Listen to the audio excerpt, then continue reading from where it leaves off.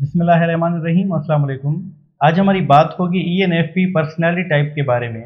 अब में से बहुत सारे लोग होंगे जिनकी personality type after assessment ENFP discover हुई होगी। तो ये वीडियो उनके लिए है ताकि वो अपने आप को बेहतर तौर पर समझ सकें।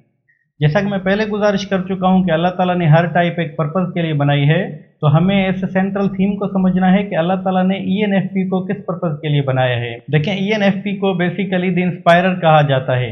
दे are the catalyst to develop people in the world. ये इंसानों की दुनिया में इंसानों को डेवलप करने के लिए कैटलिस्ट हैं। ये कैटलिस्ट हैं, ये इंस्पायरर हैं। इनको पाइट पाइपर भी कहा जाता है, यानी they have the best of the capacity to inspire people to perform the best. They are full of ideas about people for human development.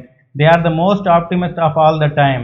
यानी इनमें ना नहीं होती। अल्लाह ताला ने इनको इस तरह डिज़ाइन किया है कि ये हर इंसान के लिए बेहतरीन सोच रखते हैं और ये खुद भी बड़ी से बड़ी मुश्किल का हल निकालना जानते हैं। They are the champions. इनको चैम्पियन भी कहा जाता है। इनको कभी किसी सिस्टम में भेजा जाए तो ये सिस्टम के लोगों को मोटिवेट करते हैं, इंस्पायर करते हैं, एक्सीलरेट करते हैं और उनको सक्सेस की जानिब पुश करते हैं। तो बेसिकली हमारे मुआशरे में ईएनएफपी का ये रोल है कि इनको इंस्पायरर और डिस्कवरर कहा जाता है। तो this is the brief of ENFP. Thank you.